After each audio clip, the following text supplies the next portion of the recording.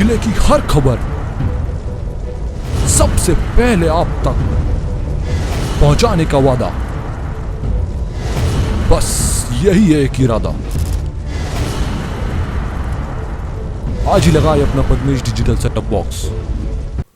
नमस्कार, आप देख रहे हैं पद्मेश 24/7 तरुण रिनायत के साथ। चलिए न्यूज बुलेटिन की शुरुआत करते हैं हेडलाइन से।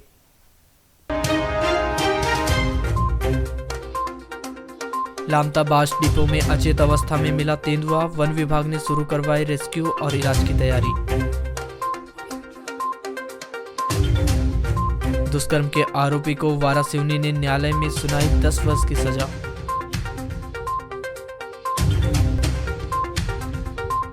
बेने गांव की पहाड़ी पर ब्लास्टिंग से गांव के घरों में आ रही दरारें, बोरवेल हो रहे खराब, ग्रामीणों ने सुनाई आपबीती। जिला मुख्यालय से लेकर तहसील पहुंच मार्ग तक सड़क पर नहीं लगाए गए साइन बोर्ड, सिवनी गोंदिया जाने के लिए भी नए लोगों को होना पड़ता है परेशान।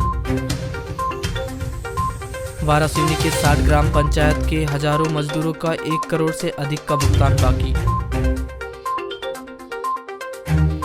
बालाघाट बैयर मार्ग पर हीरापुर में बैरिकेड लगाने की ग्रामीणों ने रखी मांग, दुर्घटनाओं का दिया हवाला।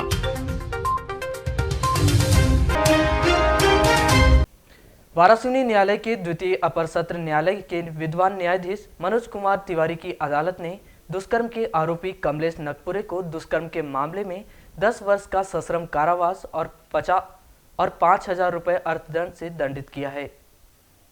प्राप्त जानकारी के अनुसार थाना रामपाली अंतर्गत ग्राम लड़सड़ा निवासी कमलेश नगपुरे के द्वारा प्रार्थी युवती से करीब 1.5 वर्ष तक शादी का झांसा देकर शोषण किया गया, जिसके बाद लड़की ने शादी करने के लिए कमलेश को कहा तो वह मुकर गया, जिस पर प्रार्थी युवती के द्वारा घटना की जानकारी अपने परिवार को दी गई और रामपाली थाने में कमलेश पिता वकील नगपुरे के खिलाफ शादी का झांसा देकर दुष्कर्म करने की रिपोर्ट दर्ज कराई गई, जिसमें पुलिस के द्वारा भारतीय दंड विधान की धारा 376(1), 376(2)(N), 450 के तहत अपराध पंजीबद्ध कर जांच में लिया गया और आरोपी को गिरफ्तार कर न्यायालय के समक्ष पेश किया गया था।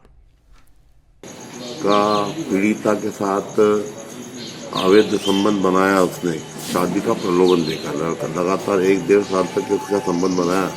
जब पीड़िता ने शादी करने बोली तो शादी से इनकार हो गया, जिस पर पीड़िता ने अपने माता पिता को घटना के बारे में बताई और थाने में जाकर रिपोर्ट की। इस पर आरोपी के खिलाफ 376(2)(N), 450 का मामला पंजीबद्ध किया और भी धाराओं में मामला पंजीबद्ध किया गया था, बस 2 धाराओं में उसको सजा हुई है। 376 में 10 वर्ष की सजा और जुर्म अर्थदंड हुआ है और 450 में भी 5 साल की सजा और अर्थदंड हुआ है।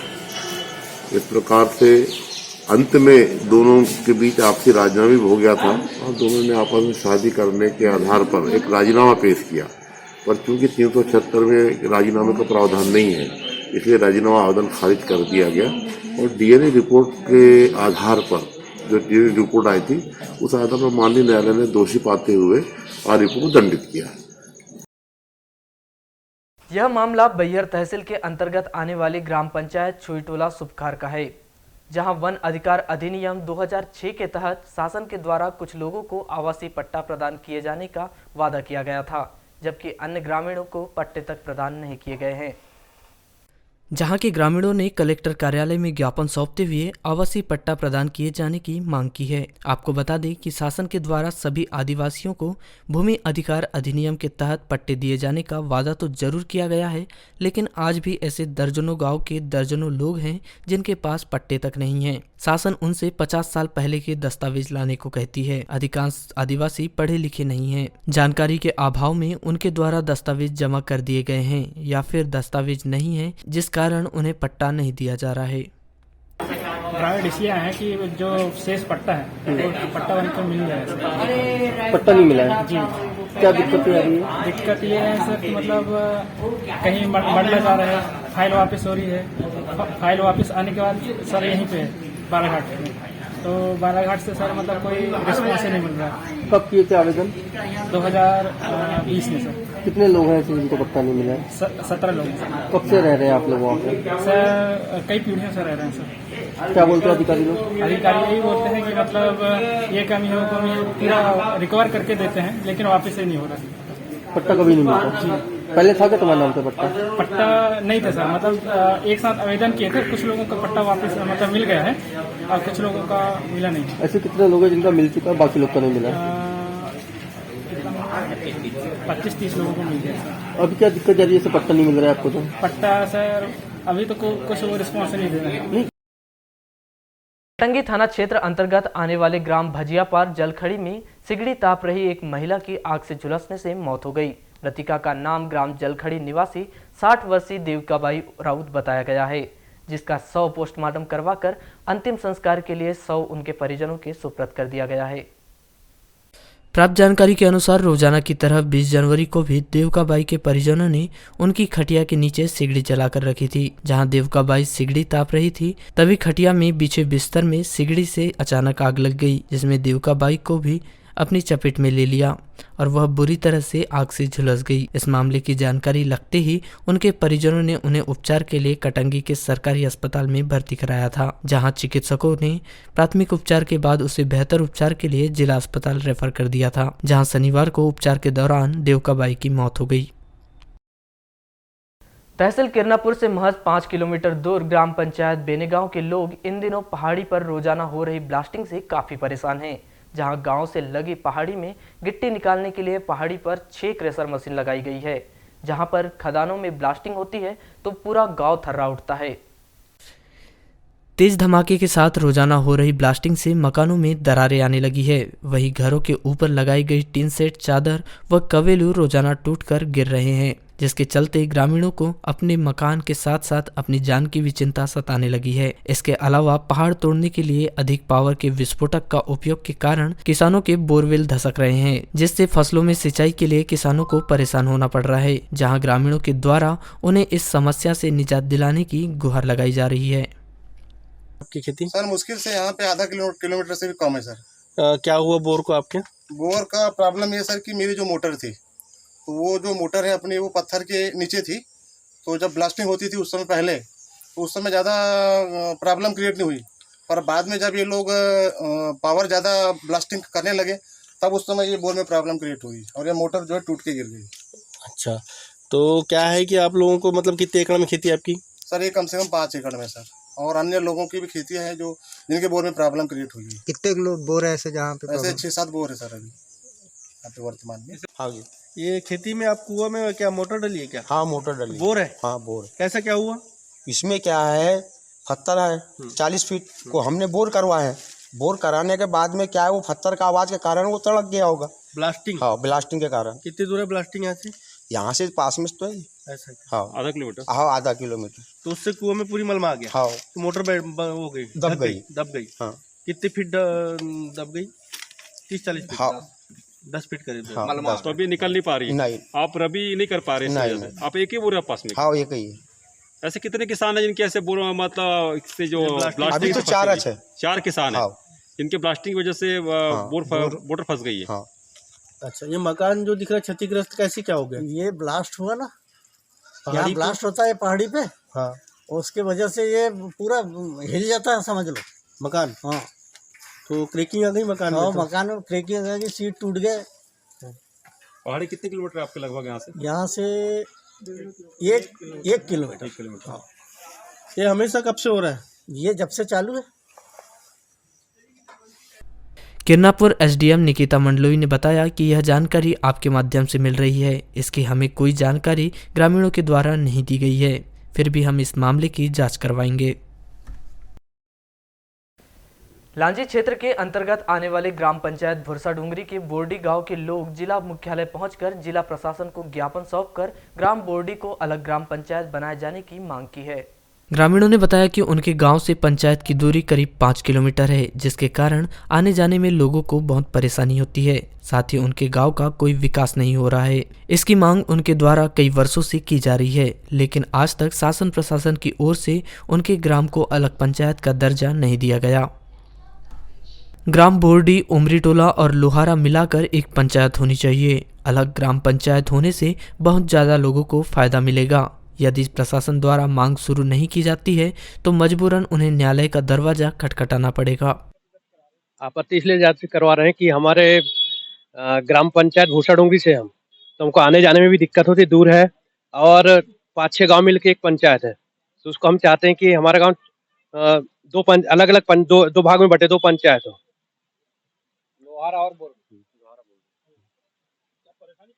परेशानी ये हो रही सर कि जनसंख्या बहुत ज्यादा है।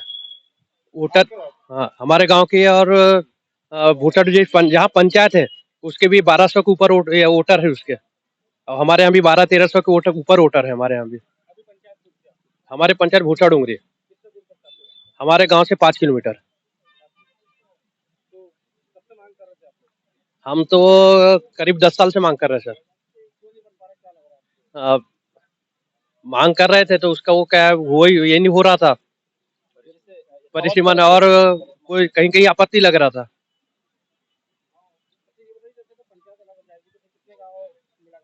हमारे 4 गांव मिलके सर, 3 गांव मिलके सर, बोर्डी, उंडीतोड़ा, लोहारा। हाँ हाँ सर, हाँ फायदा मिलेगा सर, इससे रोजगार भी ज्यादा मिलेगा सर, ज्यादा काम आएगा पंचायत में, विकास भी होगा सर। अलग नहीं होगी तो सर, और कोर्ट केस भी कर सकते हो, क्लेम कर सकते, हाँ, कोर्ट के दरवाजे खटखटाएंगे सर। आरक्षी केंद्र खैरलांजी के एक मामले में वारासिवनी न्यायालय के माननीय न्यायिक मजिस्ट्रेट प्रथम श्रेणी प्रीति चैतन्य चौबे की अदालत ने धारा 324 के तहत आरोपी खैरलांजी थाना अंतर्गत भंडेरा निवासी दीपक लिल्हारे को दोषी पाते हुए 6 माह का सश्रम कारावास और 500 रुपये अर्थदंड से दंडित करने का आदेश दिया है। मामले को लेकर मीडिया प्रभारी विमल सिंह ने बताया कि 24 अक्टूबर 2017 को प्रार्थी योमेंद्र सिंह परिहार ने थाना खैरलांजी में रिपोर्ट दर्ज कराई थी कि 22 अक्टूबर को वह अपने दोस्त राहुल केकते एवं रजा बंसोड़ के साथ भंडारबोड़ी मंडई घूमने आया था, जहां से रात्रि करीबन 11 बजे के लगभग मंडई में चाय पीकर रोड पर अपने दोस्तों के साथ खड़ा था। उसी समय गांव का दीपक लिल्हारे वहां पर अपने दोस्तों के साथ आया और चाय पीने लगा। तभी उसने दीपक लिल्हारे से मजाक किया, पर दीपक लिल्हारे उसे गालियां देते हुए हाथ में रखी गरम चाय उसके शरीर में फेंक दिया और उसे हाथ से गाल में मारने लगा। बीच बचाव उसके दोस्त राहुल केकते और राजा बंसोड़ ने किया था, जिस रिपोर्ट पर खैरलांजी पुलिस ने आरोपी के विरुद्ध अपराध पंजीबद्ध कर विवेचना में लिया था, जिसमें विवेचना उपरांत पुलिस ने अभियोग पत्र न्यायालय में पेश किया, जिसमें सुनवाई चल रही थी। इस मामले में न्यायालय ने विचारण उपरांत आरोपी को दोषी पाते हुए सश्रम कारावास एवं अर्थदंड से दंडित करने का फैसला दिया है।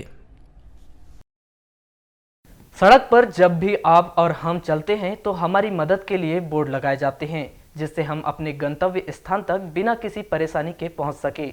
इस बात के लिए बकायदा जिले के सांसद से लेकर जनप्रतिनिधियों के द्वारा इस सवाल को सड़क सुरक्षा समिति की बैठक में उठाते तो हैं, लेकिन मैदानी स्तर पर अधिकारी कितने सुनते हैं, यह सड़क पर खुलेआम दिखाई दे रहा है। चलिए बात करते हैं जिला मुख्यालय की। शहर में वैसे तो आधा दर्जन बड़े चौक चौराहे हैं, जहां से विभिन्न तहसील मुख्यालय जाने के लिए सड़क है, लेकिन केवल बस स्टैंड और बाईपास रोड को छोड़ दिया जाए तो बाकी किसी भी गंतव्य स्थान पर जाने के लिए कोई सहयोग नहीं लगा है। चाहे भटेरा चौकी रोड से नैनपुर मंडला की ओर यात्रा करना हो, चाहे अंबेडकर चौक, जयस्तंभ चौक, रानी अवंतीबाई चौक, सरेखा कोसमी चौक की बात करें तो किसी भी स्थान पर एक से अधिक साइन बोर्ड नहीं लगा है, जिससे इस सड़क की दूरी अगले स्थान तक पहुंचने का मार्ग दर्शाती हो। जब जिला मुख्यालय के हालात ही इस तरह से हैं, तो आप जिला मुख्यालय से होकर तहसील और दूसरे राज्य और जिला मुख्यालय तक पहुंचने वाली सड़कों के हालात का अंदेशा आप स्वयं ही लगा सकते हैं। रास्ते पर पड़ने वाले मोड़ के लिए या दुर्घटनाजन क्षेत्र में किसी भी प्रकार के साइन बोर्ड दिखाई नहीं दे रहे हैं। इस विषय पर जब हमने जिला मुख्यालय से लेकर ग्रामीण क्षेत्र के लोगों से चर्चा की तो उन्होंने अपनी प्रतिक्रिया कुछ इस प्रकार से दी। देखिए, सबसे बड़ी बात यह है कि शासन प्रशासन की लापरवाही है। शहर से लेकर आपके गोखुरसोड़ी तक अगर देखा जाए तो साइन बोर्ड की कोई व्यवस्था नहीं है। दूसरा ये कि जो सुबह मॉर्निंग में जो ट्रकों की रोड की साइड में पार्किंग होती है वो अनियमित रूप से खड़े रहते हैं। यातायात उस पर कोई ध्यान नहीं दे रहा है, जिससे सुबह स्कूल आने जाने वाले बच्चे जो हैं वो एक्सीडेंट का शिकार हो रहे हैं, दुर्घटना का शिकार हो रहे हैं। शासन प्रशासन का कोई भी ध्यान नहीं है। मैं आपके माध्यम से, चैनल के माध्यम से ध्यान आकर्षित कराना चाहता हूं कि speed breaker, sign board side में लगे होने चाहिए ताकि पता चले किधर से किधर जाना है, कैसे जाना है। लेकिन ऐसी कोई व्यवस्था नहीं है और बढ़ती हुई जनसंख्या और बढ़ती हुई यातायात व्यवस्था को देखते हुए ऐसी शासन प्रशासन ने अभी तक कोई व्यवस्था यहाँ पर करी नहीं है। जगह जगह स्पीड ब्रेकर लगे रहे और मतलब उसका एक अलग ही चिन्ह होना चाहिए कि स्पीड ब्रेकर सामने लगा हुआ तो क्या हुआ कि धीरे चलेंगे वाहन और दुर्घटना होने से थोड़ा सा बचेंगे लोग। साइड बोर्ड भी लगाना चाहिए। इस सड़क में मतलब नेत्रा से जो नयगांव पे जो भट्टा जा रही है उसमें सर लगे नहीं है अभी, तो आगे चल के लगना चाहिए। गोंदिया रोड में भी नहीं लगे हुए है, लगना चाहिए। दुर्घटना कम होंगी, लोग धीरे चलेंगे और अच्छे में चलेंगे। सर यात्रियों को थोड़ी सी दिक्कत ये जाती है कि जैसे कुछ नए व्यक्ति लोग आते हैं, उन्हें कभी गोंदिया जाना होता है, कभी बैजर जाना होता है, कोई शिवनी जाते हैं सर। तो दिक्कत उन लोगों को ये होती है कि यहाँ कुछ लिखा हुआ नहीं है।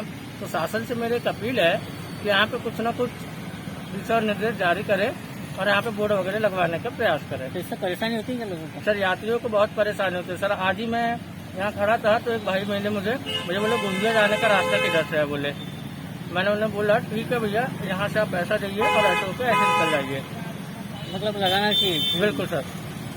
इस विषय पर चर्चा के दौरान कलेक्टर डॉक्टर गिरीश कुमार मिश्रा ने बताया कि उनके द्वारा जल्द ही सभी निर्माण एजेंसी विभाग के मुखिया से चर्चा की जाएगी। जिस भी सड़क स्थान और शहर के भीतर सड़कों को प्रदर्शित करने वाले साइन बोर्ड नहीं लगे हैं, वहां जल्द से जल्द समय सीमा के भीतर साइन बोर्ड लगाने के लिए निर्देशित किया जाएगा।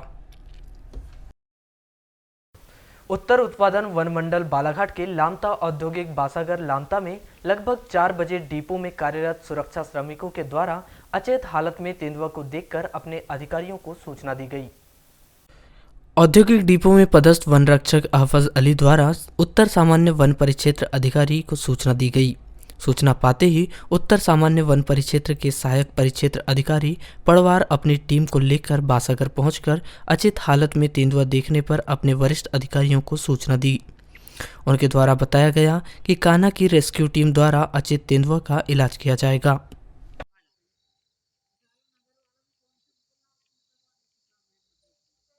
सूचना ये मिली कि डिपो में घायल अवस्था में एक तेंदुआ पड़ा हुआ है, तो उसको देखने के लिए हम लोग आए तो सही में एक तेंदुआ था घायल अवस्था में। तो हम लोगों ने वरिष्ठ अधिकारी को सूचना दे दी है और रेस्क्यू टीम कान्हा से आ रही है। अच्छा। उसकी चिकित्सा के लिए और उसकी सुरक्षा में हम लोग लगे हुए हैं अभी। अच्छा। तो कुछ खा पी रहा है या नहीं? घायल पड़ा हुआ है, कुछ नहीं कर रहा, कोई ऐसी गतिविधि नहीं कर रहा है, खाना वाना नहीं है, उठ भी नहीं पा रहा सही ढंग से। तेंदुआ लगभग 4:30 बजे मेरे अंडर में जो सुरक्षा श्रमिक काम कर रहे हैं उनके द्वारा मुझे सूचना दी गई कि एक घायल अवस्था में, बीमार अवस्था में है ना, एक तेंदुए का बच्चा झाड़ के नीचे पड़ा हुआ मिला। इसके बाद मैंने क्षेत्रीय स्टाफ को, डिप्टी साहब को इसकी सूचना दी। अपने रेंजर को नहीं दिया आपने? अपने रेंजर को भी दी, प्लस इसके बाद आए थे वो देखने? हाँ वो भी आए, क्या नाम है आपके रेंजर?